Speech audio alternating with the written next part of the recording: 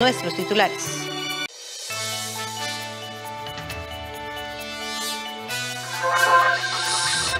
El Consejo de Administración del CONAVI determinó que se abrirán 2 auditorías internas para investigar a funcionarios y empresas involucradas en el supuesto caso de corrupción de obra pública. 500 policías de la fuerza pública señalan que recibieron rebajos drásticos en sus salarios esta quincena. Mauricio Wright quiere devolver la buena imagen del Saprissa a nivel internacional. Por ello espera tener una pretemporada que incluya juegos amistosos ante clubes del exterior. La encuesta entre la Universidad de Maryland y Facebook revelan que un 16% de los costarricenses se niegan a vacunar debido a dudas del fármaco o miedo a los efectos secundarios. El escrutinio del 100% de las mesas de sufragio en Perú dio un 50,12% al candidato izquierdista Pedro Castillo.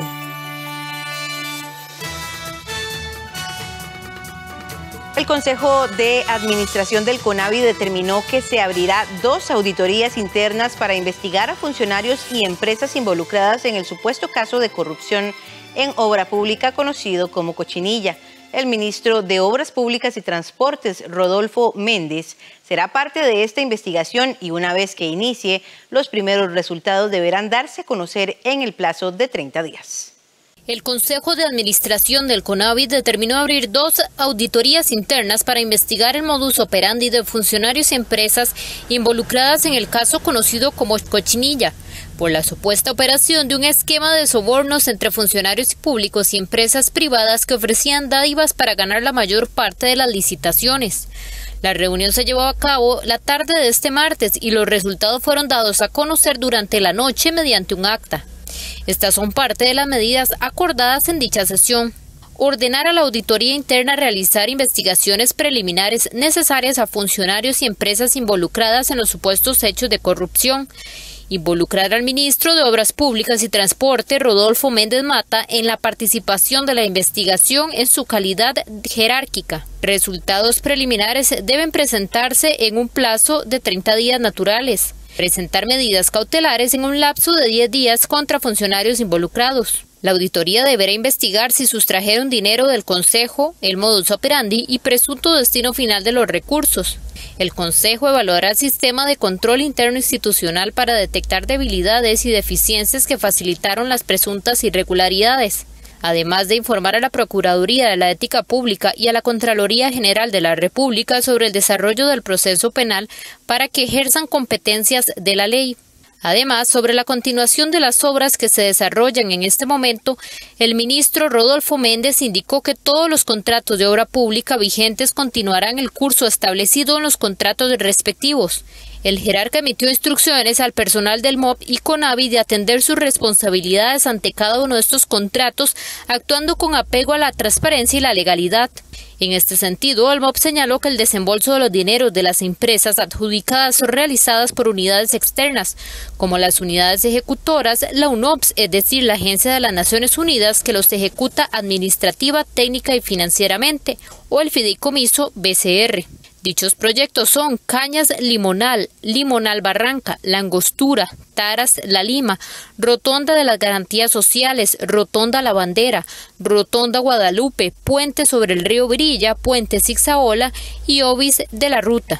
El jerarca del MOP añadió que por ser un caso de investigación por parte de las autoridades judiciales no se pueden referir a los detalles de los hallazgos de la OIJ y del Ministerio Público. El sindicato del ICE denunció una presunta red de corrupción en la institución, sobornos y hasta favores sexuales. En el ICE aseguran que los casos están en investigación y que presentaron las denuncias ante la Fiscalía de Probidad, Transparencia y Anticorrupción del Ministerio Público. El sindicato ANTEC denunció que desde hace varios años aparentemente se han presentado algunas anomalías en el ICE y que esta situación la han denunciado junto con las respectivas pruebas ante la Fiscalía, la Contraloría General de la República, la Procuraduría y la Auditoría Interna de la entidad. Desde el 2015 en adelante hemos venido haciendo y dando seguimiento a un grupo de trabajadores que supuestamente podrían estar en actos que han dejado las finanzas del ICE con un impacto grande. Entre ellos, la compra con un sobreprecio de la empresa Cablevisión, que esta misma organización advirtió por el posible maquillaje en los informes financieros. Hoy esa institución no existe en el ICE, fue cerrada por las pérdidas que dejó, que nosotros anunciamos con tiempo. El sindicalista recordó que también han denunciado sobre contratos con proveedores, la duplicación de plataformas y otros aparentes negocios. Sin embargo, a pesar de estas denuncias de supuestas anomalías desde hace varios años, la Fiscalía no ha actuado al respecto, lo que le ha permitido a 40 o 50 personas entre coordinadores o jerarcas de alto rango pasearse por la institución tranquilamente. Incluso hoy anunciamos por medio de un comunicado y por denuncias de nuestros propios afiliados que muchos de estos negocios se gestaron con pagos de favores sexuales en un negocio ubicado en Sabana Norte, con funcionarios de alta jerarquía. Hay que aclarar también que esta denuncia viene desde la administración anterior de don Carlos Obregón, quien era el presidente ejecutivo en ese momento. Ahí se gestó para nosotros una red de corrupción de un grupo de funcionarios que muchos de ellos les han abierto procedimientos o están con medidas cautelares, alrededor de 12. Sin embargo, estos funcionarios se les acabó el tiempo y hoy están caminando y transitando dentro de esta institución.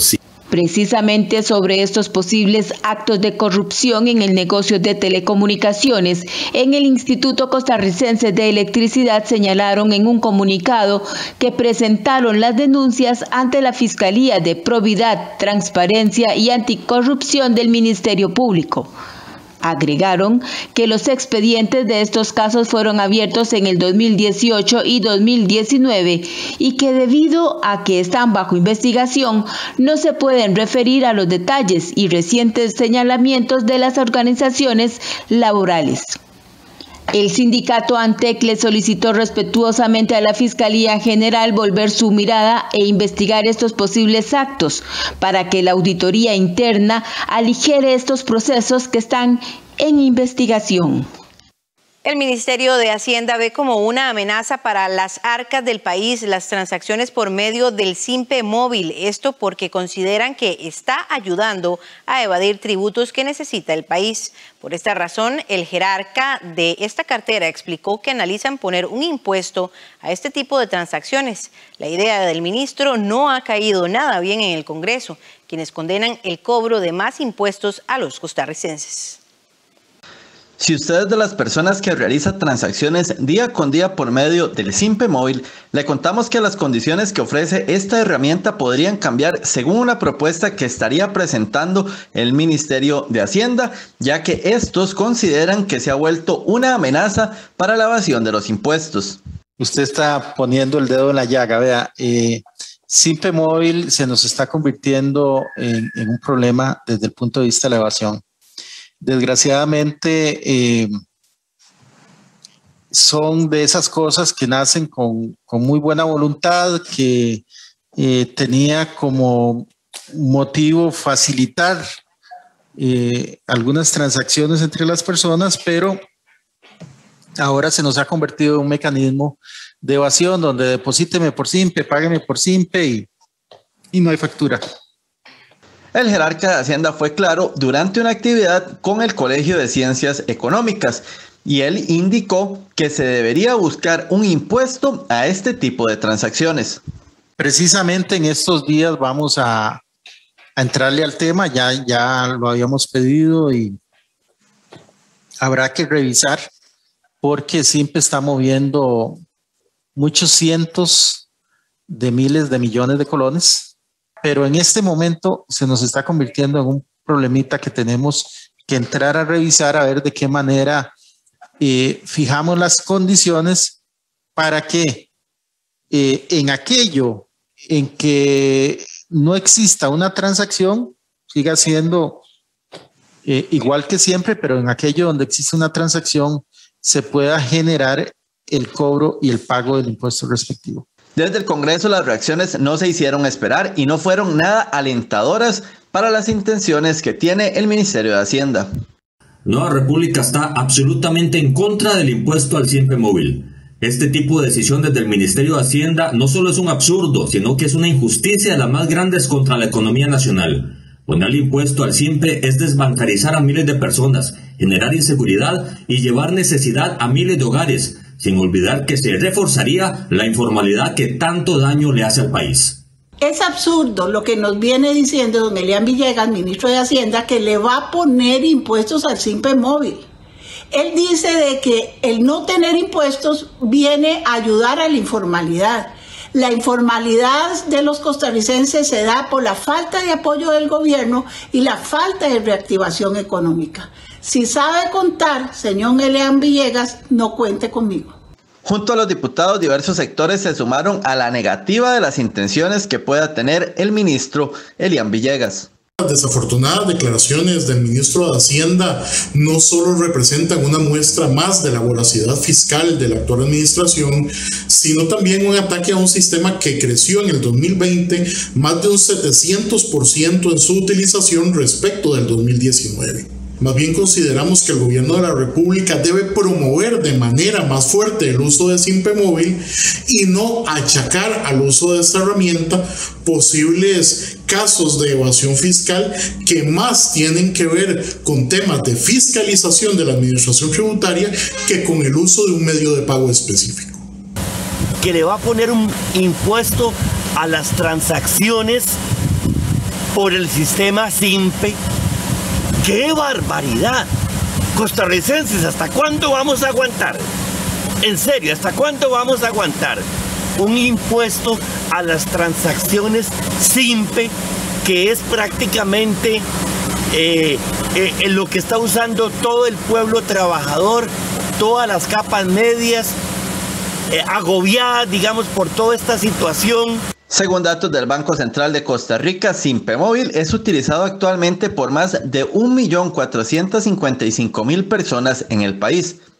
Junto a este dato, el Banco Central indicó a Costa Rica Noticias que entre agosto del 2020 a marzo del 2021 se han ejecutado más de 99.543.000 transacciones. Esto entre un mismo banco y otras entidades financieras, lo cual se traduce en dinero en más de 1.825.326 millones de colones. La Contraloría General de la República apoya la propuesta de cobrar el impuesto de renta al salario escolar, el cual hasta hoy está exento de este tributo. Desde el sector público repudian el apoyo del ente Contralor y piden la renuncia de la Contralora General de la República. Se observa positivamente añadir el salario escolar como sujeto del impuesto sobre la renta, siendo necesario que haya claridad en su método de cálculo. Esto representa en realidad una mejora en el tema de equidad contributiva. Así de clara y tajante fue la Contralora de la República al referirse al apoyo que da esta entidad a eliminar la exoneración del impuesto de la renta al salario escolar. La discusión de este tema se da en la Comisión de Asuntos Hacendarios en el marco del análisis de la Ley de Reducción de Beneficios Fiscales y Ajustes de Tarifas en Rentas del Capital para fortalecer el sistema fiscal. Esta presentada por el gobierno como parte de la agenda de negociación que se tiene con el Fondo Monetario Internacional. Acosta habló sobre las propuestas que están en la mesa para hacerse el cobro del impuesto de la renta al salario escolar y el cual, según los estudios del ente Contralor, serían los que darían una mejor equidad contributiva. Se ha discutido en comisión varias formas de cálculo, desde aplicarlo como parte del salario devengado mensual, tal y como lo establece el proyecto, o como un salario adicional devengado en el mes de enero, siendo que la primera opción tendría el efecto de reducir el rendimiento del impuesto. Así las cosas, considerando el salario escolar como parte del salario, la opción del devengado mensual con pago en enero es la que genera más equidad contributiva. Desde la Asociación de Empleados Públicos y Privados, ANEP, repudian la posición de la Contralora y piden su renuncia de manera inmediata. Señora Contralora General, a usted debería darle vergüenza venir a pedir que se grave el salario de los trabajadores públicos cuando frente a su cara han pasado estas barbaridades que se denunciaron en estos días, y además el tema de la elusión y la evasión sin que la Contraloría mueva un dedo para sancionar a los responsables. Debería darle pena, debería poner el cargo a disposición. ¿Por qué? Porque ha sido ineficiente usted como Contralora, y ahora viene a pedir que se grave nuevamente a la gente más golpeada por la pandemia. Este proyecto también busca homologar las tasas de las rentas capital al 15%, así como que se dé un aumento temporal por al menos 2 años a un 16.5%. También el proyecto contempla incrementar el impuesto sobre remesas para que se quede en 0.14%. Oficiales de la Fuerza Pública piden que se les regularicen sus salarios tras rebajos drásticos que los pusieron en apuros. Al volver de la pausa, los detalles de esta información. Mi hijo Sebastián pasa mucho tiempo con su celular y su computadora. Por eso analizamos los beneficios y riesgos del Internet, sus gustos propios y cómo distribuir bien el tiempo. Eduquemos sin castigo físico ni trato humillante. Formemos con amor y respeto. PANI y Gobierno de la República. La UNESCO declaró que los 4 sitios cacicales con esferas de piedra son de valor universal excepcional. Esto quiere decir que son importantes no solo para Costa Rica, sino para el mundo entero. Mira, Rodolfo, esta es una escultura de espiga y junto con las esferas de piedra son una de las esculturas típicas del sur de Costa Rica. Las hemos encontrado, por ejemplo, frente a las casas de las personas más importantes de la comunidad, que estaban sobre muros y sobre espacios elevados, y las rampas de acceso tenían en el inicio a ambos lados esferas.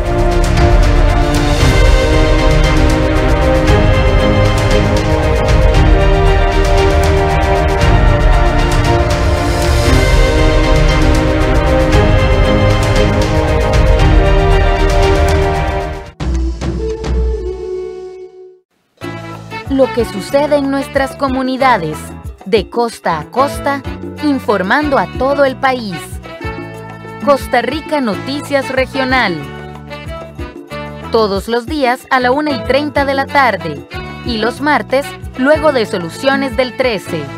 Aquí en 13, Costa Rica Televisión.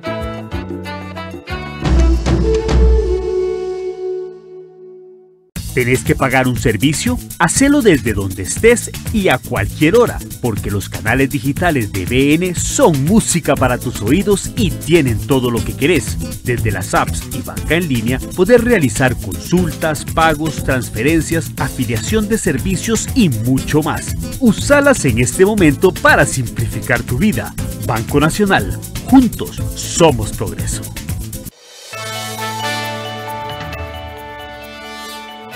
La seccional ANEP Fuerza Pública realizó el pasado martes una manifestación en las calles de San José debido a la afectación que tuvieron unos 500 policías en sus salarios.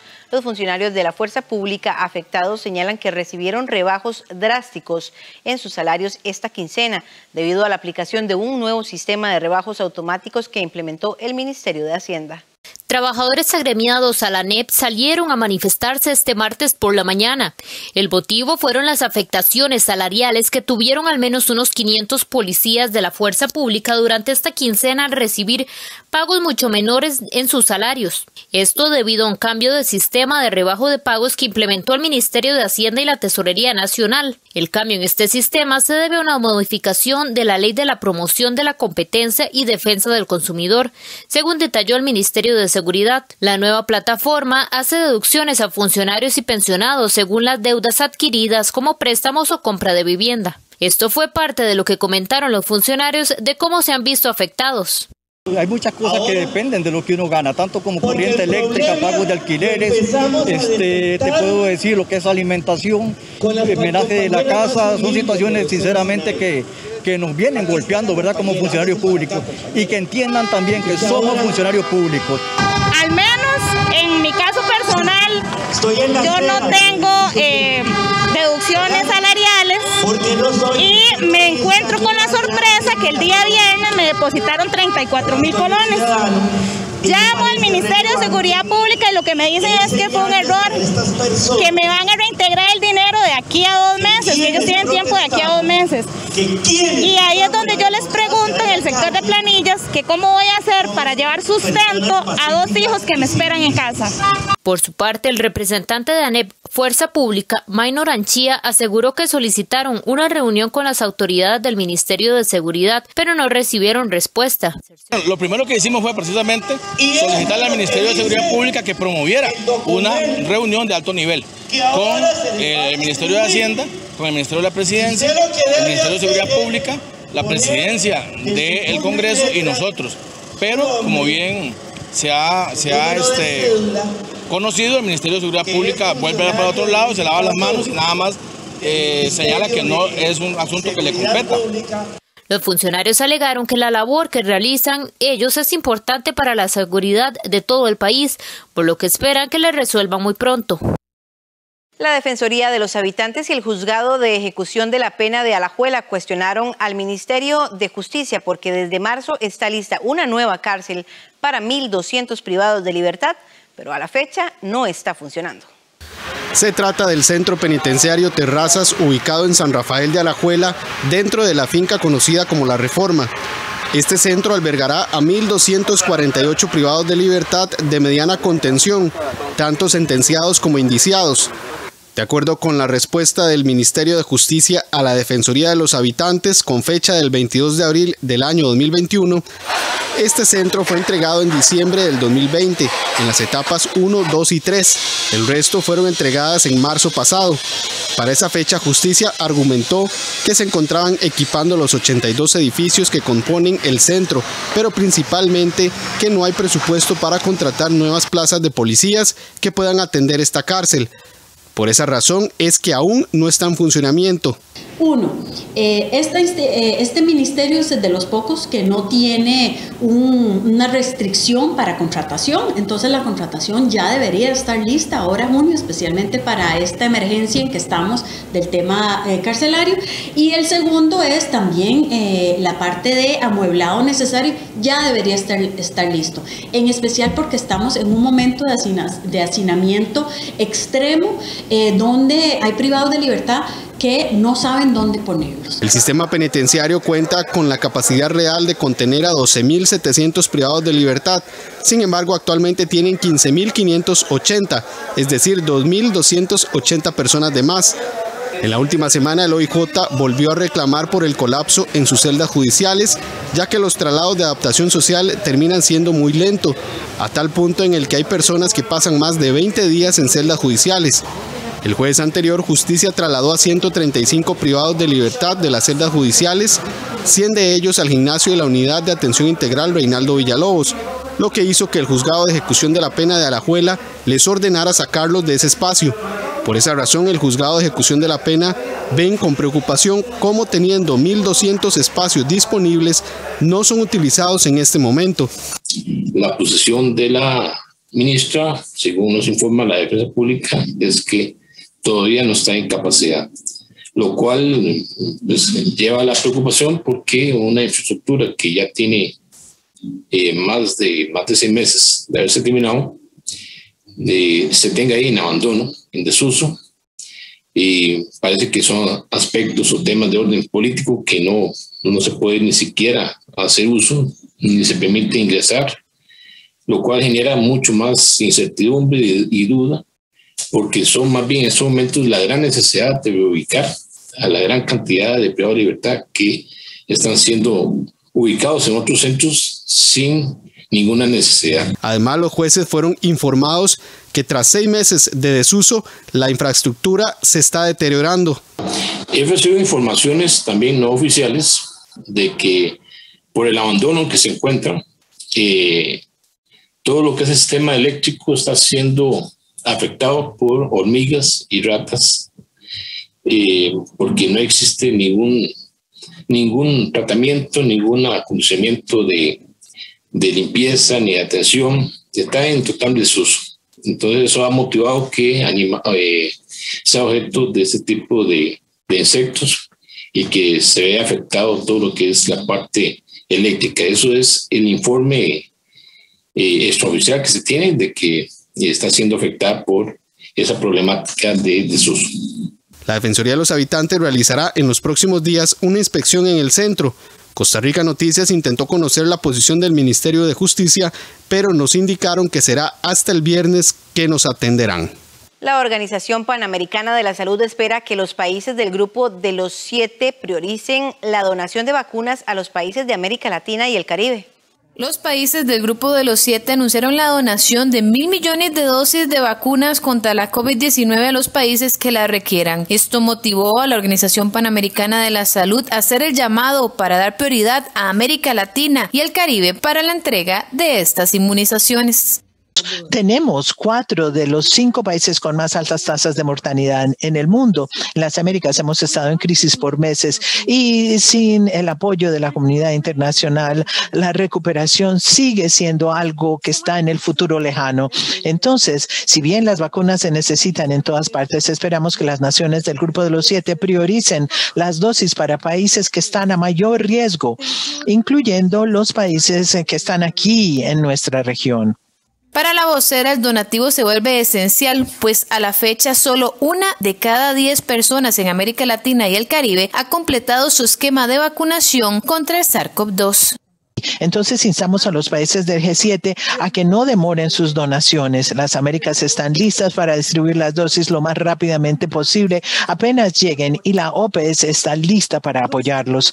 Los países que están sufriendo más deberían estar al frente de esa lista.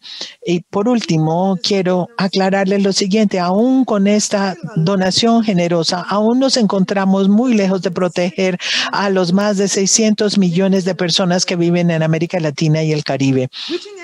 Alcanzar a todos los que viven en nuestra región con vacunas de COVID que salvan vidas requerirá la fortaleza de todos nuestros recursos colectivos. Necesitamos más donaciones para llenar las brechas de acceso. En la última semana se registraron más de 1.1 millones de nuevos casos de COVID-19 y 31,000 muertes en las Américas, incluidos los Estados Unidos y Canadá. Además, en las últimas semanas, 4 de los 5 países con mayor número de muertes semanales reportadas en el mundo se ubicaron en las Américas. Específicamente, la OPS registró que en Centroamérica, durante las 2 últimas semanas, los contagios han aumentado en Belice, Panamá y Guatemala, mientras que en Honduras y Costa Rica los casos empiezan a disminuir.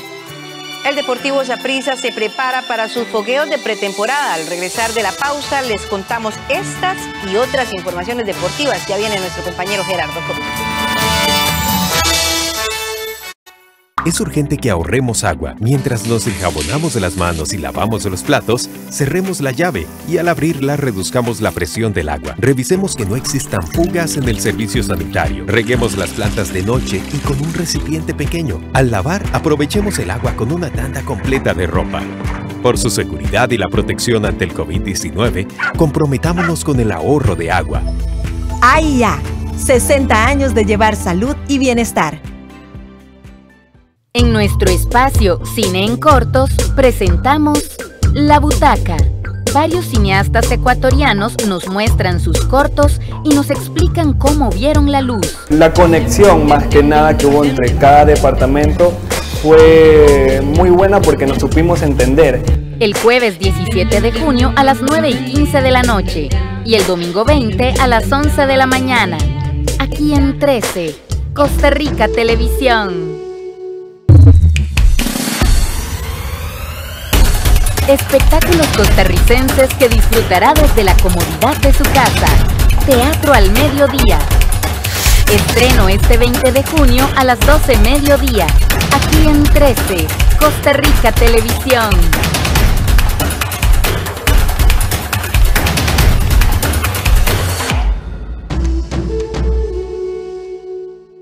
Yo apoyo a mi nieto Felipe cuando hace tareas de la escuela. Juntos hacemos un horario antes e incluimos tiempo para descansar y jugar. Nos gusta conversar y llegar a acuerdos. Eduquemos sin castigo físico ni trato humillante. Formemos con amor y respeto. PANI y Gobierno de la República. Saludos amigos, buenos días, bienvenidos a los deportes. Hablamos del Saprissa porque Mauricio Wright quiere devolver la buena imagen al equipo a nivel internacional. Por ello espero tener una pretemporada que incluya juegos amistosos ante clubes del exterior. Definido que Mauricio Wright será el técnico y aún en proceso de armado de la planilla para el próximo torneo, en donde ya se agregaron 2 nuevas fichas, en el caso del arquero Kevin Chamorro y el defensor Kevin Espinosa, el Saprissa trabaja en planificar su pretemporada. Salir del país es una opción, pero el tema COVID sigue siendo un freno en aspectos de planificación. El trabajo en la pretemporada estamos ya afinando detalles de la misma. Recordar también que hay protocolos, ¿verdad?, que hay que respetar para poder salir y hospedarse en cualquier lugar donde nosotros podamos estar haciendo nuestra pretemporada, que es lo que hemos venido hablando. Entonces por ahí vamos a tratar cuál es la mejor opción, cuáles son las mejores condiciones que nos permite a nosotros más comodidad para poder trabajar las sesiones que ocupamos. Wright sabe que ahora tendrá más tiempo para trabajar y por consiguiente más presión para mejores resultados. El técnico quiere cambiar el papel que ha tenido Saprissa a nivel internacional en los últimos tiempos. Se han hecho buenas presentaciones, es algo que tenemos que modificar, cambiar. Hemos hablado con don Ángel sobre por qué los americanos están trabajando, corriendo y se ven diferentes a nuestros equipos hoy en día, en especial al Saprissa, donde no ha tenido buenas experiencias en los últimos torneos contra equipos de la MLS. Ahí tenemos que equilibrar, ya hemos hablado de algunos aspectos, esperemos que nos dé el tiempo necesario en esta pretemporada para prepararnos muy bien de cara al torneo nacional y mejorar la imagen a nivel internacional, que siempre es importante y muy valioso. De cara a la pretemporada, igualmente Saprissa tendría varios duelos amistosos ante clubes extranjeros, pero serían en suelo tico de no concretarse la salida de los morados fuera del territorio nacional, y luego se enfocarían en participar en la liga CONCACAF. Siempre en temas de fútbol, este martes o el pasado martes quedaron definidos los últimos cupos de la octogonal eliminatoria para Qatar 2022. De las 8 selecciones que participarán en la fase de clasificación, Costa Rica presenta el mayor retroceso en los últimos 2 años. Y el panorama para la tricolor pinta gris de cara a la Copa Oro y a la eliminatoria que tendrá en disputa 3 boletos directos a la Copa del Mundo que se celebrará en Qatar en el 2022. Al mal momento que atraviesa la Sele, con una sequía de triunfos de más de año y medio y sin técnico, se le suma que la mayoría de sus contrincantes han crecido en los últimos 2 años, contrario a Costa Rica. Ayer quedaron definidos los últimos cupos a la octogonal. Panamá, El Salvador y Canadá resolvieron sus series ante Curazao, San Cristóbal y Nieves y Haití respectivamente, y se unen a Costa Rica, México, Honduras, Jamaica y Estados Unidos. De las 8 selecciones, solo la de ticos, hondureños y panameños han sufrido una caída en el ranking FIFA, si tomamos en cuenta la posición que tenían luego del Mundial de Rusia 2018. En el caso de la tricolor, la caída ha sido mucha. En agosto del 2018 la Sele era la tercer mejor ubicada del área y era 32 en el escalafón. Hoy es la cuarta de CONCACAF y la 50 del mundo. Mientras tanto, Honduras cayó del puesto 61 al 67, es decir, su descenso no fue tan abrupto. Panamá perdió 9 posiciones en ese periodo. Las otras 5 selecciones crecieron. México y Estados Unidos, que desde hace años ocupan los 2 primeros lugares del área, subieron 5 y 2 puestos respectivamente. Los aztecas pasaron de ocupar la posición 16 a la 11, mientras los estadounidenses pasaron de la 22 a la 20. Jamaica, que ahora está mejor ubicada que Costa Rica, es 45 del mundo, subió 9 posiciones en comparación con agosto del 2018. Canadá también ganó 9 puestos, mientras que El Salvador 3. Costa Rica iniciará la eliminatoria el 2 de septiembre de visita contra Panamá, selección que le ha derrotado en los últimos 3 enfrentamientos. 3 días después recibirá a México, al que no ha podido vencer en ninguno de los últimos 8 duelos, y el 7 de ese mismo mes recibirá a Jamaica. Dejar puntos en septiembre dejará comprometida a la Sele, que en octubre tendrá 2 duras visitas. El 6 de ese mes irá a Honduras, y el 12 jugará como visitante en Estados Unidos. En medio de esos 2 juegos jugará en casa contra El Salvador. La primera vuelta de la eliminatoria no dará tiempo para nada, ya que las 7 fechas se jugarán en un periodo de 2 meses y medio. Ahí podría definirse el futuro de la Sele, por lo que la Copa Oro, en la que Costa Rica debutará el 12 de julio, es el escenario donde la tricolor deberá encontrar la mejoría que busca desde hace casi 3 años. Vencedores en la jornada inaugural de la Copa América 2021, Brasil y Colombia buscarán este jueves sumar un nuevo triunfo en la segunda fecha del Grupo B del torneo, que los deje con un pie en cuartos de final. Se reedita la última final de la Copa América. Brasil volverá a verse las caras con Perú el jueves en Río de Janeiro, la misma ciudad en la que hace 2 años levantó el trofeo. El local, gran favorito a repetir el título, goleó en el debut a Venezuela y una victoria lo impulsará a los cuartos de final. Mientras buena parte de los seleccionadores luchan por consolidar una oncena, Tite ha advertido de sus intenciones de rotar la nómina con miras al Mundial de Qatar 2022. Después de la Copa del Mundo, Tite ya ha comenzado nuevamente este trabajo de reconstrucción con el objetivo de la próxima Copa del Mundo. Ha hecho un gran trabajo aquí y busca brindar oportunidades para muchos jugadores. Como eu falei antes, ele procura dar oportunidades para muchos jugadores. Perú debuta en el torneo con un presente distinto al de 2019. Último en las eliminatorias, el seleccionado incaico no tiene a pilares como Paolo Guerrero, Luis Advíncula o Carlos Zambrano, titulares indiscutidos 2 años atrás. Es el mismo grupo que vino en la Copa América pasada, cierto, con algunos cambios, pero la base creo que se mantiene. Eso es importante para cualquier selección, y ya cuando algunos compañeros o jugadores se van integrando, van agarrando el estilo del juego que quiere el comando técnico. En el encuentro de fondo, Colombia y Venezuela saltarán al campo por segunda vez en la Copa, con realidades opuestas. Los cafeteros vienen de vencer en el debut a Ecuador por la mínima diferencia, con pinceladas de jugadores talentosos como Edwin Cardona o Luis Muriel. Va a ser una gran Copa América y bueno, ¿por qué no llevarnos ese título que tanto queremos? Trabajamos mucho para eso, no vinimos aquí de paseo, no vinimos aquí a jugar partidos por jugar. A Venezuela parece que nada puede salirle peor.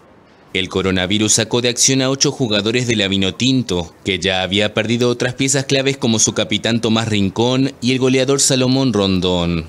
Ahora buscará sorprender y escapar de la última ubicación, hoy compartida con Perú y con Ecuador, que tendrá fecha libre. Siguiendo en temas de fútbol internacional, pero ahora en Europa, el danés Christian Eriksen tranquilizó el martes al mundo del fútbol publicando una primera foto desde su cama de hospital, 3 días después de haber sufrido un paro cardíaco durante el juego Dinamarca-Finlandia, juego cuya reanudación ha desembocado en reiteradas críticas a la UEFA. Un rostro cansado pero sonriente. El mediocampista danés Christian Eriksen tranquilizó el martes al mundo del fútbol publicando una primera foto desde su cama de hospital, 3 días después de haber sufrido un paro cardíaco durante un partido por la Eurocopa ante Finlandia. El futbolista del Inter dijo que se sentía bien pese a las circunstancias y que todavía tenía que someterse a exámenes en el hospital. Hacia el final del primer tiempo del encuentro del sábado, Eriksen se desplomó sobre el césped. Salvado tras un masaje cardíaco, recuperó la conciencia antes de ser llevado al hospital, donde aún se recupera del susto. Por otro lado, el seleccionador danés denunció que sus jugadores fueron sometidos a presión por parte de la UEFA para reanudar el partido, que terminó con victoria finlandesa por 1-0. En una declaración a la AFP, la UEFA dijo haber tratado el caso con el mayor respeto dado lo sensible de la situación y agregó que solo se decidió reanudar el partido cuando los 2 equipos pidieron terminarlo aquella misma tarde.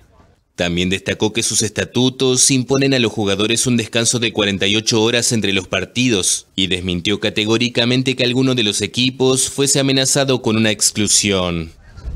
Volvemos a temas nacionales porque a un mes de que se dispute la Copa de Oro y a menos de 2 meses para el debut en la eliminatoria, Costa Rica sigue sin técnico, mientras 6 de sus 7 rivales en la ruta mundialista tienen un proceso sólido. La selección de Costa Rica está en un abismo. Hoy la tricolor es la única que disputará la octogonal que está sin técnico. De sus 7 rivales en la eliminatoria, 6 entrenadores tienen un proceso de más de un año en la selección. Solo El Salvador, que estrenó timonel en abril, y la tricolor llegarán a los juegos clasificatorios de septiembre con poco trabajo a cuestas. Jamaica es quien tiene un proceso más largo con el mismo entrenador, ya que Theodore Whitmore está de frente de la selección desde hace 5 años. A él le sigue John Herdman, quien tomó las riendas de Canadá en enero de 2018. Al inicio de la eliminatoria, Greg Berhalter llegará con casi 3 años de trabajo al frente de Estados Unidos, mientras que Gerardo Martino y Fabián Coito acumularán más de 2 años y medio al frente de México y Honduras respectivamente. Mientras tanto, Thomas Christiansen tendrá un año en el banquillo de Panamá. Según comunicó la Federación Costarricense de Fútbol el viernes anterior, la comisión que elegirá al técnico tiene un plazo de 15 días, el cual se cumplirá el 25 de junio. Es decir, el técnico que llegue tendrá solo 2 semanas para preparar a la selección de cara a la Copa Oro y solo 2 meses y 1 semana para alistarse para la eliminatoria. Evidentemente es corto el tiempo, pero nosotros nos hemos comprometido a asumir esto 24/7 hasta que lleguemos a la recomendación. Nos van a auxiliar, a apoyar don Víctor Umaña en la parte de la logística y Gustavo en la parte legal, así que vamos a trabajar de lleno buscando traer al técnico, le repito, que tenga la posibilidad de trabajar la Copa de Oro y en la Copa de Oro preparar el equipo para el inicio de la eliminatoria. Costa Rica iniciará de cero, ya que tras la salida de Ronald González también se fueron los asistentes técnicos, por lo que el nuevo seleccionador llegará con todo su equipo. La selección podría pagar caro la improvisación y el tiempo perdido durante la era de González y del uruguayo Gustavo Matosas. La mayoría de seleccionados nacionales que disputaron el Final Four están de vacaciones, sin saber si contarán o no entre los planes del nuevo técnico. Y quien llega al banquillo tricolor se enfrentará a una paradoja en la Copa Oro: lograr que la Sele vuelva al triunfo o tomarlo como su único fogueo de cara a lo más importante, la búsqueda de un cupo a la Copa del Mundo de Qatar 2022, algo que hoy se ve muy lejano. Bien, con esto terminamos la información deportiva. Por supuesto tendremos más al mediodía y en la noche, mi estimada Elki. Un poco desanimados y desairados con la situación de la selección nacional. Es parte de nuestra cultura social y pues creo que nos alegra mucho cuando la Sele tiene triunfos y ahora está un poquito desequilibrada por todo lado. Elki, te voy a contar una cosa. Yo tuiteé hace un par de días en mi cuenta y decía, bueno, yo he visto eliminatorias de la selección desde el 86. Y yo decía que nunca había visto una eliminatoria con tanta incertidumbre y casi con zozobra de que no nos vaya a ir del todo bien, ¿verdad? Podíamos quedar eliminados o no, pero podíamos entrar con cierta expectativa. Pero las respuestas que recibí al tuit fueron muy parecidas. En este momento hay una gran cantidad de gente que está muy desanimada con la selección. Y para complementar con lo que decías, muchas veces la sociedad y el fútbol van como muy de la mano, ¿verdad? Yo creo que estamos viviendo... Sí, yo creo que la Sele nos da muchas alegrías y que se complementa en muchas otras cosas. Totalmente. Nos distrae también muchas veces de la situación que se vive naturalmente personal y nacional. Por un rato, ¿verdad? Aunque sea esas 2 horas donde la selección juega y gana, nos desconecta un poco, ¿verdad? Pero... Esperemos que nos traiga buenas noticias por lo menos en los próximos días. Ojalá, ojalá. Y una encuesta reveló que hay al menos un 16% de la población costarricense que se niega aún a aplicarse la vacuna contra la COVID-19. ¿Por qué? Lo contamos al volver. Es urgente que ahorremos agua. Mientras nos enjabonamos de las manos y lavamos los platos, cerremos la llave y al abrirla reduzcamos la presión del agua. Revisemos que no existan fugas en el servicio sanitario. Reguemos las plantas de noche y con un recipiente pequeño. Al lavar, aprovechemos el agua con una tanda completa de ropa. Por su seguridad y la protección ante el COVID-19, comprometámonos con el ahorro de agua. AIA, 60 años de llevar salud y bienestar.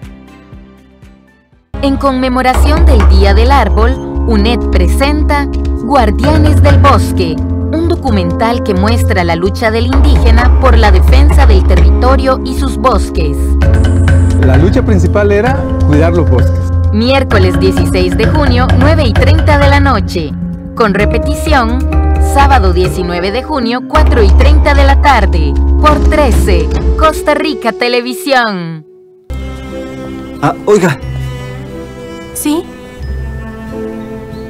Por casualidad, ¿ya se casó?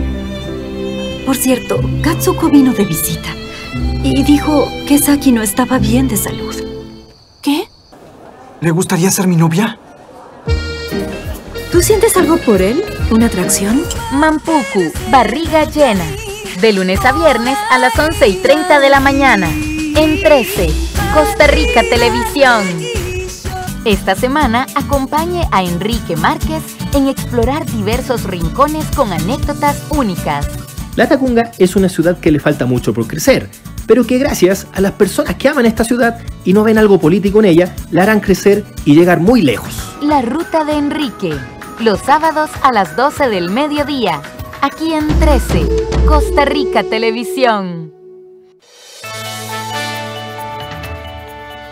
Continuamos con información nacional. La encuesta entre la Universidad de Maryland y Facebook revela que un 16% de los costarricenses se niega a vacunar debido a dudas del fármaco o miedo a los efectos secundarios. En varias regiones del mundo, los gobiernos y autoridades de salud realizan rifas o mantienen descuentos especiales para que la población se inmunice, pues el objetivo de la mayoría de países es disminuir el contagio y severidad de las hospitalizaciones. Sin embargo, la encuesta mundial Data for Good de Facebook y de las universidades de Maryland y Carnegie Mellon reveló que para el mes de mayo, en Guatemala, el 21% dudaba de ponerse la vacuna, el 22% en Nicaragua, el 14% en Honduras, el 13% en El Salvador, el 16% en Costa Rica y el 22% en Panamá. Entonces el reto ya no se transforma solo en adquirir vacunas en el tiempo en el que lo necesitamos, sino que vemos que empieza a surgir un fenómeno que ya está pasando en otros países más avanzados en la vacunación, como es el caso de Estados Unidos. ¿Qué fenómeno es este? El fenómeno de la duda, el fenómeno de no quererse vacunar. Si bien es cierto que a nivel global se maneja que tener la vacuna me ayuda a regresar a la normalidad y a terminar con la pandemia, a nivel individual encontramos que hay muchas personas que siguen dudando de la eficacia de las vacunas, que tienen miedo de las vacunas o que consideran que no las necesitan. El experto del INCAE señala que en Costa Rica se han identificado adultos mayores, docentes u otras personas que se niegan a vacunarse, algunas de estas en áreas de salud de Cañas, Bagaces, Santa Cruz, Nandayure, Jicaral, Avangares, Tilarán y Upala. Y es que según los datos de Data for Good, Guanacaste es una de las zonas del país con mayor dudas para mantener la vacunación. En el caso de Costa Rica, donde también tenemos datos a nivel provincia y a nivel país, encontramos que en promedio, a nivel país, un 16%, 17% de las personas dudan en vacunarse. Ahora, sabemos que dentro de Costa Rica hay muchas realidades. Estas realidades a nivel provincial cambian también en términos de la vacunación. Y encontramos que en Guanacaste y en Limón, prácticamente un cuarto de la población tiene dudas sobre la vacuna. Dudas y miedos. Miedos sobre los efectos secundarios, miedos también sobre que esto sea un experimento, tienen dudas sobre la eficacia de las vacunas o consideran que no es algo que ellos necesiten, que esto podría necesitarlo quizás una persona de la tercera edad. García mencionó que en Costa Rica estamos a tiempo de planificar e implementar mejores campañas contra la desinformación y el miedo, con alianzas público-privadas para incentivar la inmunización y así disminuir el rechazo a la vacuna, acción que en la Caja del Seguro Social aseguran que están llevando a cabo. Ustedes han visto las campañas que estamos haciendo a lo largo y ancho del país, pero las hacemos principalmente porque hemos notado que llamamos a la gente para darle la cita para vacunarse y no llegan, o no contestan el teléfono, o dicen que van a llegar y el día de la cita no llegan. Y hemos visto que estas campañas son muy exitosas, pero también hemos visto que no llega en algunos lugares la cantidad de personas que quisiéramos. Y por eso, para que no se pierda la vacuna, en algunos momentos hay que vacunar a personas sin factores de riesgo. Todos tenemos que estar vacunados. Mientras más personas estén vacunadas, mejor. Pero sí, yo aprovecho para hacer un llamado a la población de que si le toca vacunarse, aproveche, póngase la vacuna. Mientras más rápido esté vacunado, más rápido va a estar protegido usted y su familia. En nuestra región, mientras que Chile tiene el 44% de su población con esquema completo y Uruguay con 31%, hay países como Honduras y Guatemala con menos del 1% de su población con esquemas de vacunación completos. Por su parte, las dos economías más grandes, México y Brasil, tienen desempeños similares con 11%, mientras que en Centroamérica, El Salvador y Costa Rica llegan a casi el 13% de cobertura con esquema completo, superando al país de mayor ingreso per cápita de la zona, Panamá, que llega a un 9% de la población con esquema completo. ¿Sabía usted que cuando el banco de sangre no recibe las donaciones necesarias, son los mismos funcionarios de la Caja Costarricense de Seguro Social los que corren a auxiliar las reservas? Según la Caja, del total de funcionarios con que cuenta el Banco Nacional de Sangre, 52% son donadores activos. Michael, Rodolfo, Olivier, Luis, Román, Jorge y Manfred son algunos de los funcionarios de la Caja de Seguro Social que donan su sangre cada vez que tienen la oportunidad. Según Carlos Villegas, director del Banco Nacional de Sangre, cuando bajan las reservas basta con un mensaje para que los servidores de la caja se acerquen a donar su sangre. Tenemos funcionarios que con 40, desde 10, 20, 40 donaciones, ¿verdad? Que ayudan en momentos en que no hay componentes, por ejemplo, ocupo negativo y tenemos funcionarios O negativo y que ya cumplen para donar, ellos van y donan. O sea, son personas que lo hacen con mucha regularidad y eso es que realmente pues a nosotros pues nos llena pues de orgullo. A mí como director, ver que los funcionarios pueden y ayudan al país y dan el ejemplo también, para mí es muy importante también. Michael Espinosa trabaja en la presidencia ejecutiva de la institución y es uno de los que no pone peros. Usted se sienta cada 10 minutos y sabe que está salvándole la vida de 3 a 4 personas o ayudándole a 3 a 4 personas en una cirugía, un tratamiento, un accidente. Entonces para mí es una gratitud ayudar y espero que todas las personas en algún momento de su vida donen y se haga un acto o una cultura, seguir donando para seguir ayudando a las personas. Por su parte, Rodolfo Calvo asegura que todos podemos contribuir con una gotita para que nunca escasee este líquido vital. La sangre siempre la vamos a tener, pero hay personas que requieren sangre diariamente, a cada hora, para cirugías, cuando pasa un accidente de tránsito y llegan a nuestros hospitales. Es valiosísimo la donación de sangre. Creo que todos podemos contribuir con un granito de arena a que siempre haya y no haya ese desabastecimiento que a veces suele suceder y que las autoridades de los diferentes bancos de sangre a veces tienen que correr, ¿verdad? Según el director del banco, del total de funcionarios con el que cuenta el Banco Nacional de Sangre, 52% son donadores activos, pero el llamado sigue siendo a que sean las personas las que se acerquen de afuera y puedan contribuir con este altruismo. Los funcionarios lo hacen de manera paliativa, ¿verdad? Es como una medida de emergencia, ¿verdad? Porque ya no hay. Lo que recomendamos ahora, hemos visto con pandemia una reducción este semestre, por ejemplo, de 4.000 donantes menos que el semestre del año 2019, ¿verdad? Por ejemplo, o 2018, que no hubo pandemia. Y entonces nos preocupa mucho porque aunque nos ha costado, ¿verdad? A veces brindar lo que nos piden los demás hospitales, ¿verdad? Pues se ha logrado cumplir con las emergencias. El problema es que se atrasan cirugías. Si no hay sangre, no podemos hacer cirugías. Y es que también las empresas buscan ayudar, tanto haciendo campañas o donativos. Tal es el caso de Leucoplas, que realizó esta semana la donación de 64.000 curitas. Decidimos apoyar al Banco Nacional de Sangre en paralelo con nuestro lanzamiento de las curas Leucoplas en el país de Costa Rica, debido a que por la emergencia sanitaria sabemos que las organizaciones y las instituciones de salud están urgidas de contar con reservas de sangre, así como personas que estén dispuestas a dar estas donaciones. De parte de Leucoplas, agradecemos profundamente a todas las personas que se solidarizan y dan sus donaciones de sangre, y también al Banco de Sangre por realizar toda la gestión y velar por el bienestar de las personas. Recuerde, las personas pueden agendar su cita para donar sangre al número de WhatsApp 88 21 65 14. Este miércoles se habilitó en nuestro país la mascarilla digital que le avisará a usted si tuvo contacto con una persona COVID positiva. En la siguiente nota le explicamos cómo funciona. Una plataforma de notificación de exposición de contactos desarrollada por Apple y Google le permitirá a las personas conocer si han estado expuestas a un positivo de COVID-19 y realizar las gestiones necesarias para su seguimiento. Según Casa Presidencial, Mascarilla Digital es un servicio voluntario que no almacena ninguna información personal de los usuarios ni la ubicación de los mismos. El servicio está disponible desde este 16 de junio tanto para iPhone como para Android. Sin embargo, algunos teléfonos Android desde la semana pasada ya podían experimentar las mejoras en sus sistemas operativos, así como activar la función. El país tiene la oportunidad de poder contar con una nueva herramienta, la cual nos va a ayudar a poder cuidarnos ante esta situación del COVID-19.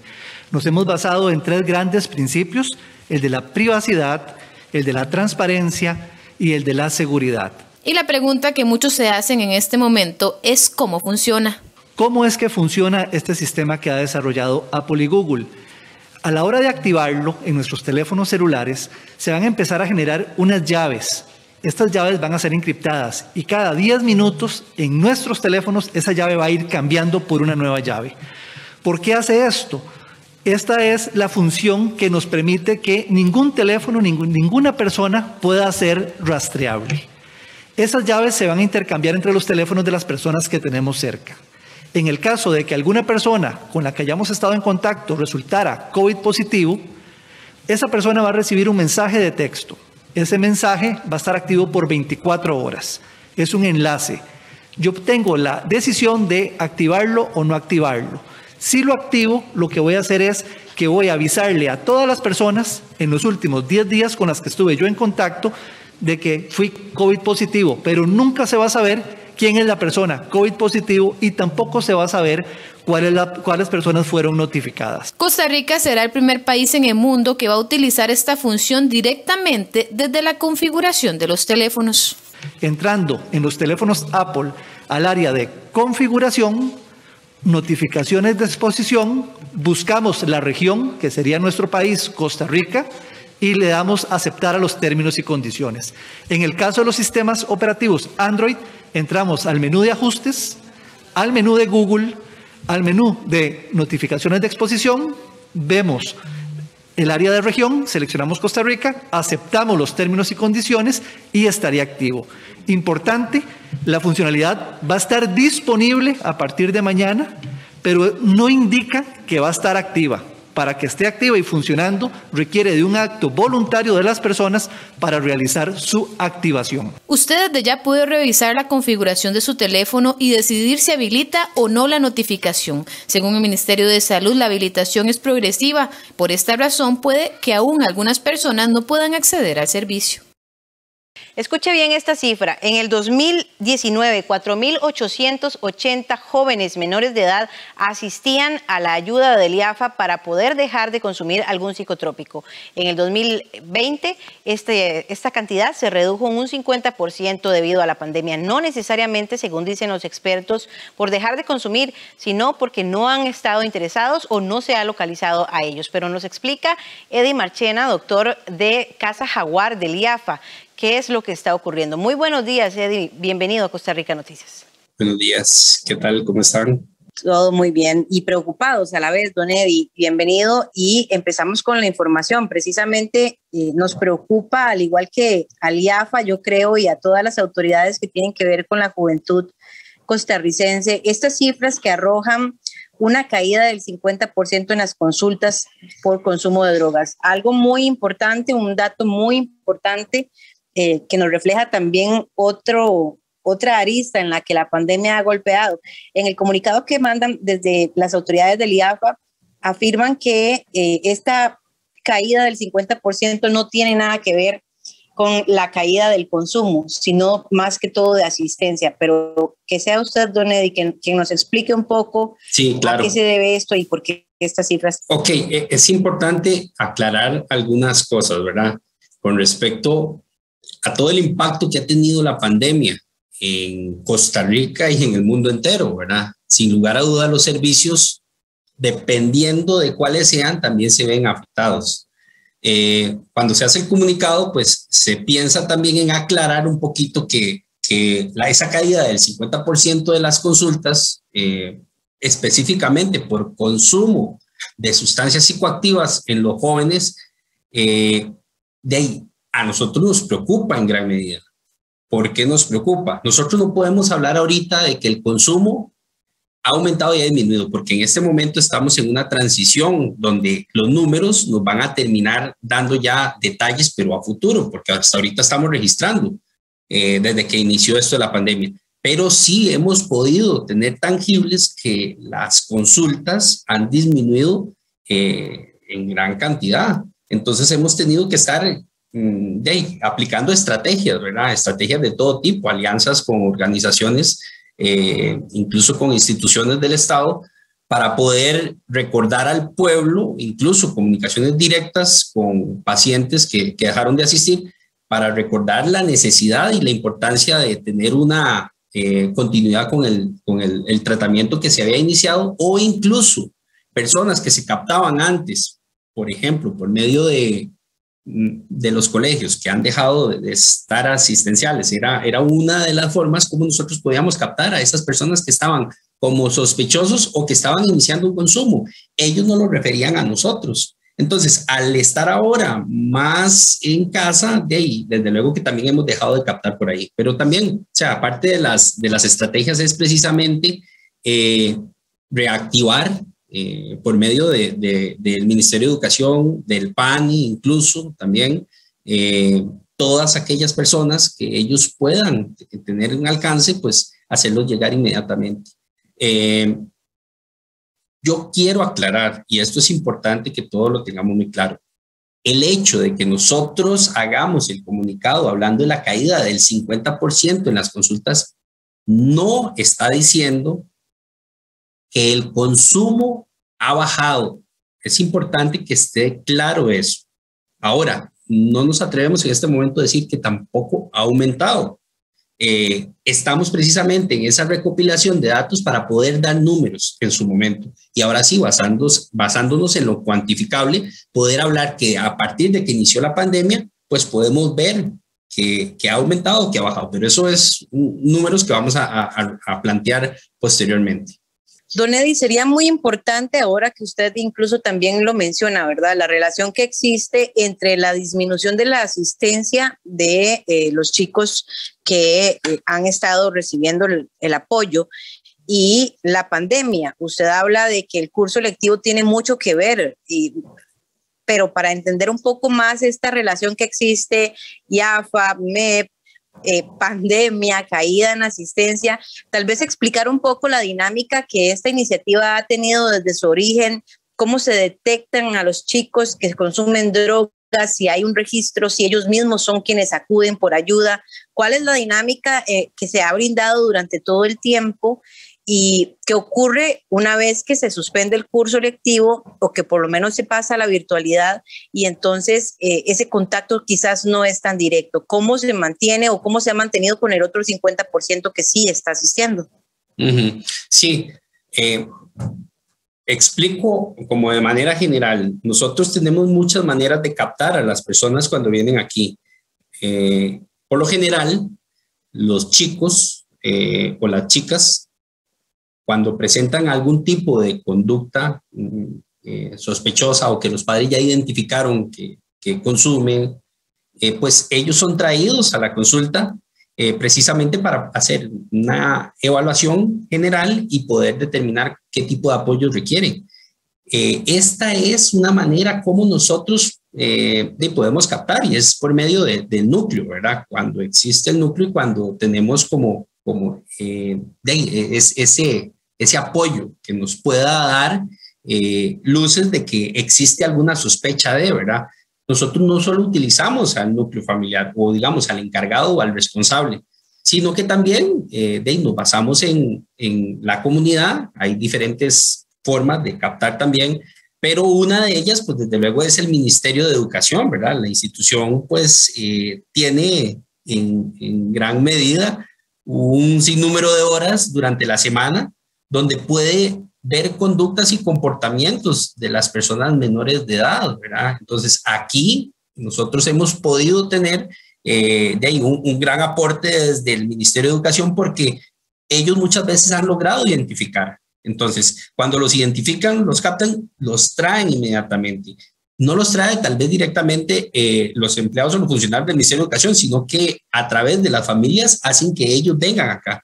Muchas veces por medio de referencias, ellos derivan a la persona menor de edad con algún tipo de explicación del por qué lo están haciendo.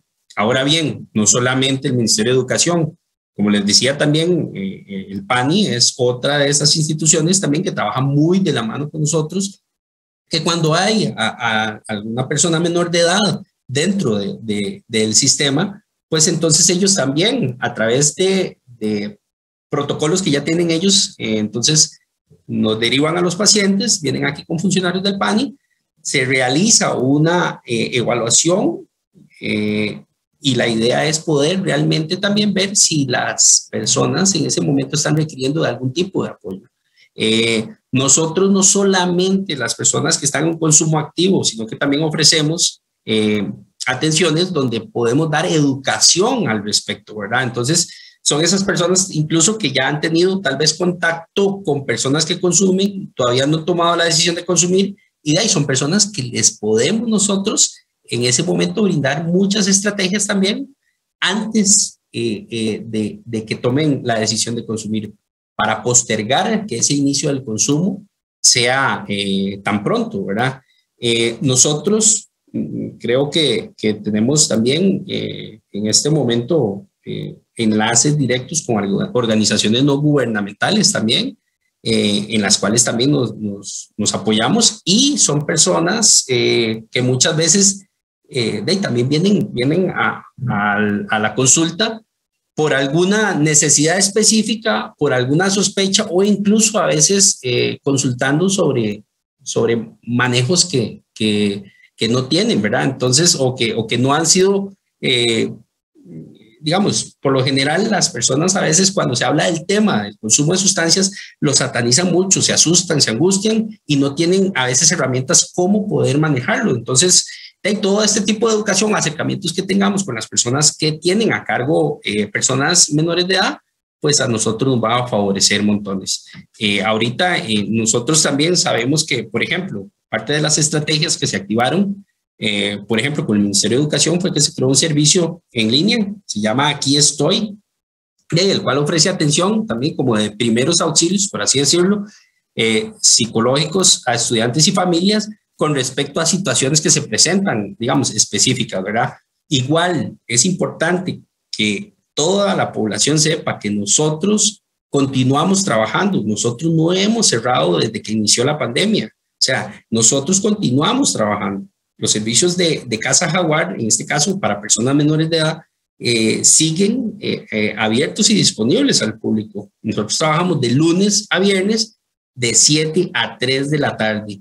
Nosotros contamos con varios programas aquí. Hay un servicio de valoración, que es el servicio que está, digamos, abierto, en el que usted puede llegar y la persona en ese momento se atiende según el cupo o las personas que vengan, esa demanda. Contamos con un servicio, un programa de ambulatorio intensivo, que ya es más específico para un perfil de esa persona menor de edad. Tenemos también un tipo de consulta externa donde también derivamos a ciertos perfiles y familias. Contamos también con un programa residencial, que ese ya es un programa específico establecido tanto de hombres y de mujeres. Entonces, nosotros seguimos trabajando, o sea, nosotros no hemos disminuido, digamos, ni horarios, ni personal, ni mucho menos. Al contrario, más bien hemos activado nuevas iniciativas a través de redes sociales, incluso nos hemos puesto en contacto directo con las personas, tomamos los expedientes, vemos los contactos que hay y nos ponemos en contacto con aquellas personas menores de edad que dejaron de asistir a la consulta, con los encargados, y empezamos a interactuar para poder promover que se retome la consulta nuevamente. Doctor, hay datos muy interesantes y lamentables también. Yo creo que toda la comunidad adulta de este país deseara, y creo que en el mundo en general, deseara que no existiera ni un joven ni un menor de edad que haya tenido o debido tener contacto con el consumo de drogas y de sustancias que no son parte de lo normal entre los jóvenes menores de edad. Sin embargo, en Costa Rica, y según datos que ustedes lanzan, las cifras, a pesar de que se redujeron, no por una cuestión meramente positiva, sino como usted lo dice, ¿verdad?, por la falta de asistencia, siguen siendo grandes. En el 2019, según datos que tengo, 4.880 jóvenes asistían o tenían problemas con el consumo de sustancias psicoactivas. Y en el 2020, 2.479, de los que ustedes tienen como registro de asistencia al programa de Casa Jaguar. Estos datos preocupan muchísimo, pero también preocupan muchísimo aquellos otros que no están dentro de las cifras, no están dentro de las actas y que no han tenido esa posibilidad de acercarse. ¿Cómo poder enviar un mensaje a los padres de familia, a los responsables de estos jóvenes, para que tengan también esa apertura y esa posibilidad de acercarse y ayudar a muchos que también lo están necesitando y que no han tenido ese contacto? Bueno, con respecto a esto, hay muchas, hay circunstancias que han llegado a lamentablemente afectarnos también. El cierre de algunas regionales ha sido parte de esto, ¿verdad? Y que ha limitado mucho el que podamos tener ese alcance a nivel regional de esta atención, ¿verdad? Entonces, eso que usted menciona en este momento con respecto a que hay personas que no han tenido alcance a llegar al servicio, ahorita con el cierre de esas regionales, es aún más complicado, ¿verdad? Entonces, desde luego que existe más barreras que nos impiden llegar a esas personas que tienen incluso dificultad de trasladarse. Nosotros tenemos en este momento algunas estrategias, dentro de eso subsidiar el que puedan trasladarse hasta los servicios que en este momento están abiertos, pero a veces es bastante complejo todo eso de los traslados. Lo que usted menciona ahora con respecto a las cifras que son alarmantes o que son preocupantes, aún así sea una persona, es bastante preocupante. Sin embargo, yo creo que más que preocuparnos, debemos de empezar a accionar con respecto a toda esta atención que necesitamos, que sea una atención que que vaya dirigida a un proceso terapéutico adecuado. A mí no me preocupa que lleguen 2,000 personas, porque si de esas 2,000 personas estamos logrando llegar hasta esa región donde existe alguien que tal vez no es que ya tenga una dependencia, por ejemplo, pero ya inició su proceso terapéutico, me parece excelente que logremos captarla. Entonces, que sigan subiendo esos números, me parece más bien que estamos haciendo las cosas bien. Ahora, hay que intentar enfocarnos en el proceso de captación, como bien lo están mencionando. O sea, tenemos que ser muy efectivos y eficientes en el poder llegar hasta todos esos lugares que por una u otra razón se complica. Nosotros quisiéramos que, por ejemplo, o sea, esta atención pueda ser completa a la población que lo está necesitando. Intentamos de todas las maneras posibles y créame que estamos trabajando en estrategias para poder tener alcances mayores. Las cifras posiblemente siempre nos van a estar preocupando porque, como lo mencionó usted ahora, o sea, va en ascenso. Incluso hay cambio a veces hasta de tipos de sustancias. Ya no es tal vez aquella la que era prioritaria en el 2018, como lo pueda hacer ahora en el 2021, alguna de las sustancias. O sea, ha ido cambiando muchas cosas, ¿verdad? Esto no es algo estático ni definido. Yo sí creo que nosotros como institución hemos intentado poder generar acciones específicas para poder llegar a esa atención, independientemente de dónde sea, que se genera mucho tipo de barreras, como le mencionaba antes, o alguna limitantes, pues sí, eso yo creo que siempre va a suceder, y lo que intentamos hacer es precisamente trabajar en todas esas debilidades que tenemos para poder alcanzar una mayor atención. Y créame que muchas de esas personas que a veces tienen dificultad para trasladarse, son personas que también ocupan, o sea, a veces posponen o priorizan otras cosas antes que la atención que se pueda brindar. Y yo creo que esta atención es tan prioritaria como cualquier otra. Perfecto, doctor. Ya por último, solamente recordarle a todos los que nos están viendo y escuchando ¿Cuáles son esos contactos y cuál es esa asistencia brevemente que ustedes pueden brindar a esos jóvenes que realmente están necesitando de una ayuda, de un consejo, de una palabra que les haga cambiar un poco el rumbo de su futuro? Yo, bueno, considero que es muy importante trabajar mucho en la prevención. Es importantísimo trabajar en la prevención, postergar hasta donde nosotros más podamos el tener ese primer contacto con las sustancias. Siempre va a ser una de las recomendaciones más fuertes que podemos dar.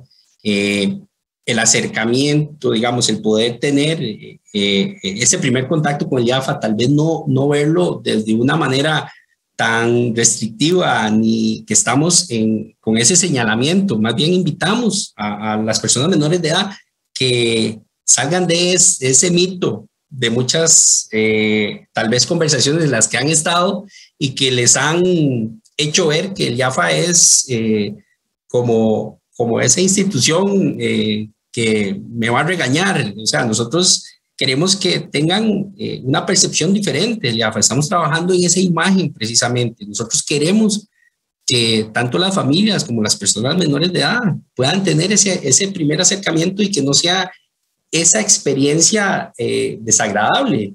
Quisiéramos que nos den esa oportunidad de poder entrar a sus casas y independientemente si la persona tuvo un contacto con la sustancia, si esa persona ya ha tenido varios contactos con la sustancia o si esa persona tiene años de estar en contacto con esa sustancia. Nosotros no estamos aquí para hacer ningún señalamiento ni tampoco para llegar al punto de discriminar. Incluso a veces los chicos, yo entiendo que muchos vienen con muchas resistencias a asistir. Las personas incluso, aunque ya tengan una condición de consumo continuo, a veces no reconocen que realmente requieren de una ayuda.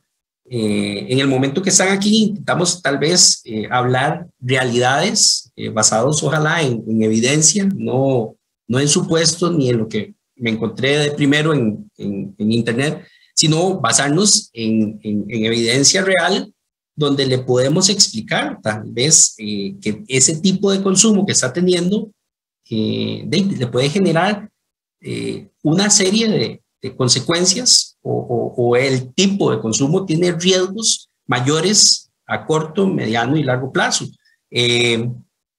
La idea es poder funcionar dentro de toda esta sociedad como parte de un apoyo, que las familias sientan que realmente nosotros estamos dándoles más bases para que puedan seguir criando a sus hijos y hijas, ¿verdad? Entonces, no queremos que se siga percibiendo al IAFA desde esa parte restrictiva de que nosotros vamos a regañarlos o que la atención que nosotros brindamos va siempre en contra de todas las posturas que traigan, porque creo y siento que hay muchísimas cosas buenas también alrededor de esas personas. O sea, no solamente es la parte del consumo, que la parte del consumo es algo muy importante y que vamos a empezar a trabajarlo, sí, pero hay otro montón de cosas que rodean a esas personas menores de edad. Entonces, de ahí, pues, nosotros aquí desde la sede central, pues, más o menos ya les hablé un poquito de ese horario, que es de 7 a 3 de la tarde. Las regionales también están con una disposición y yo creo que pues todos tenemos una línea de acción parecida, similar y siempre pues anuentes a poder escuchar y ver cuáles son las necesidades reales de tanto de la familia como de las personas menores de edad y ver de qué manera podemos ayudarles. Perfecto, doctor. Muchísimas gracias por acompañarnos esta mañana en Costa Rica Noticias. Con gusto, para servirle. Gracias a ustedes por el espacio. Sigo siempre diciéndolo. Creo que todos estos espacios que ustedes nos dan la oportunidad para poder llegar a las casas, para nosotros son importantísimos y de verdad agradecerles una vez más a ustedes. Gracias nuevamente a Eddie Marchena por esta información tan importante. En medio de la polémica concluyó el conteo de votos en Perú, dándole la victoria a Pedro Castillo. Ya regresamos con la información internacional. La Junta de Protección Social lucha para cumplir los sueños de muchas organizaciones sociales. 301 millones fueron aprobados para la compra de una casa para la asociación Hogar Fe Viva. Aquí contamos con 22 personas menores de edad con situaciones de salud complejas. Ahora tenemos una casa y entre todos nos cuidamos. Gracias por cuidarnos. Gracias por comprar los productos de la Junta. Junta de Protección Social, para hacer el bien. Caminamos. Dale. Me angustiaba darme cuenta que mi abuela cada vez podía moverse menos, y queriendo ayudarla fue que empezamos a bailar.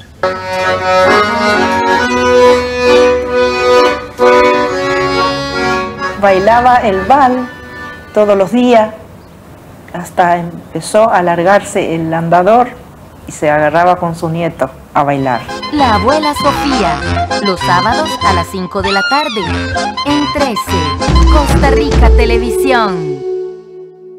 La televisión pública argentina y Canal Encuentro presentan Atlántico Sur, un documental grabado a lo largo de toda la costa argentina que presenta los ecosistemas marinos, desde la exuberante isla de los Estados, en la provincia de Tierra del Fuego, recorriendo las costas de la Patagonia, hasta la provincia de Buenos Aires, de lunes a jueves a las 8:30 de la noche, aquí en 13, Costa Rica Televisión. Costa Rica es pura vida. Costa Rica es. Este jueves le invitamos para que nos acompañe en Café Nacional. IAFA está utilizando Facebook y WhatsApp para ayudar a aquellas personas que quieren dejar de fumar. Y además tendremos a miembros de la Cruz Roja con consejos importantes en primeros auxilios. En la segunda hora del programa continuamos aprendiendo en casa. No se olvide de este número de WhatsApp, 8751-1313. Costa Rica, Costa Rica, Costa Rica.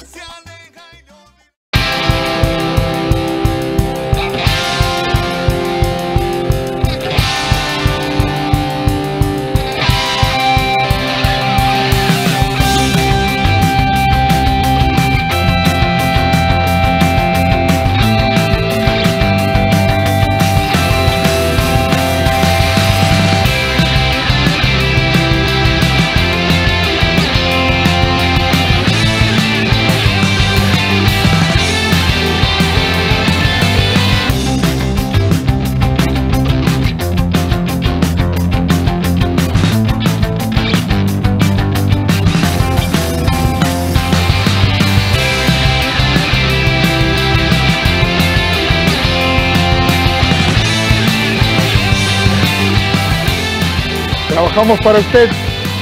Somos la televisión pública de Costa Rica.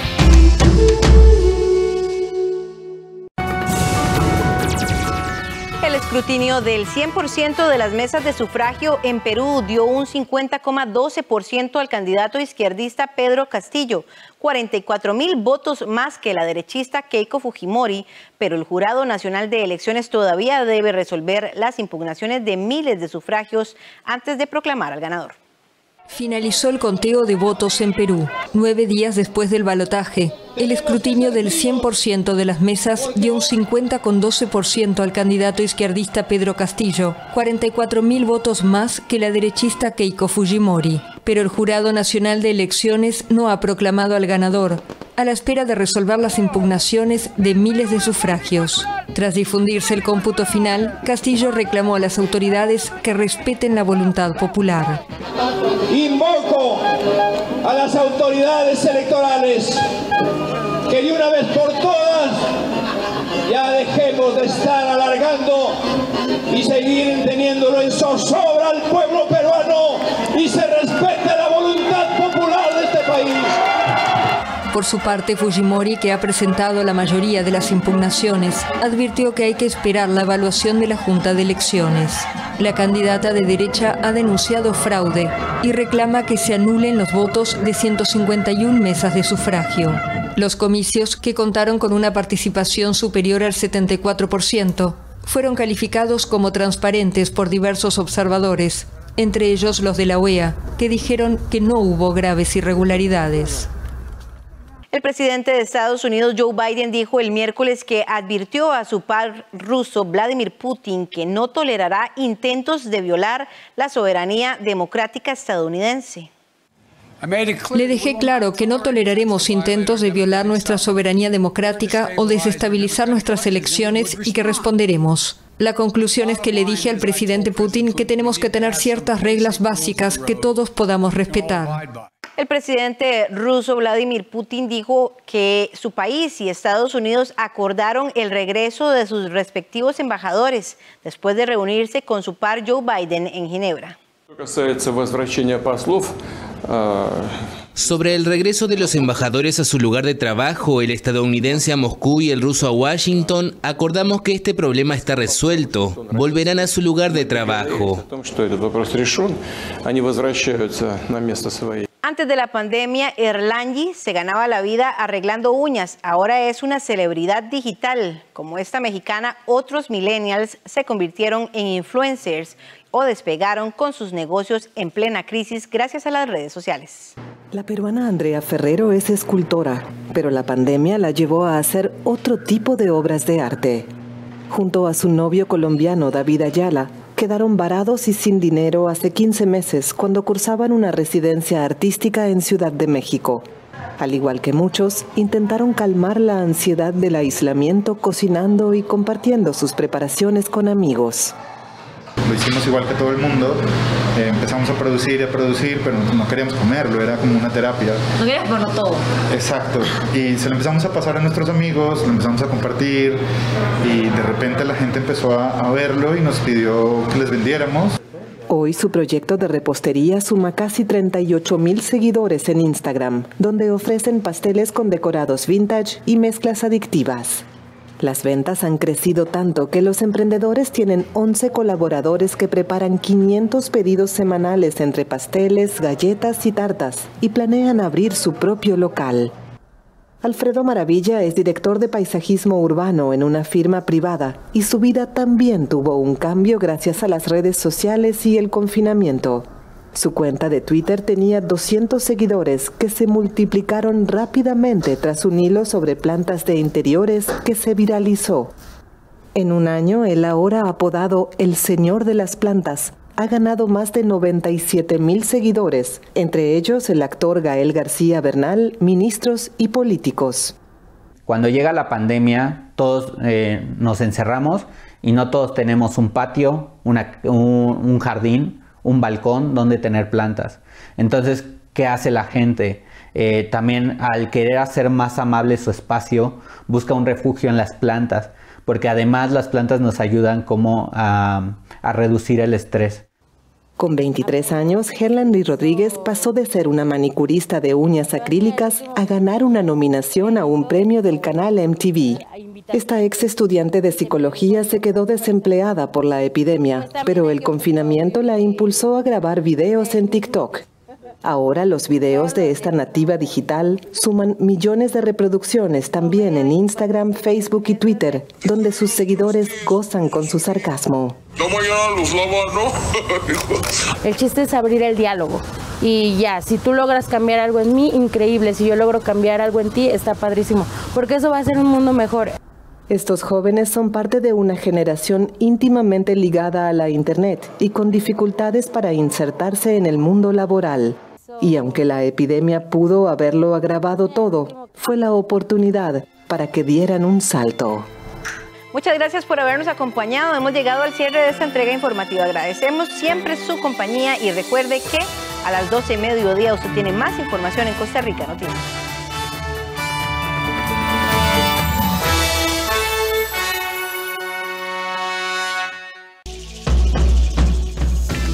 A continuación,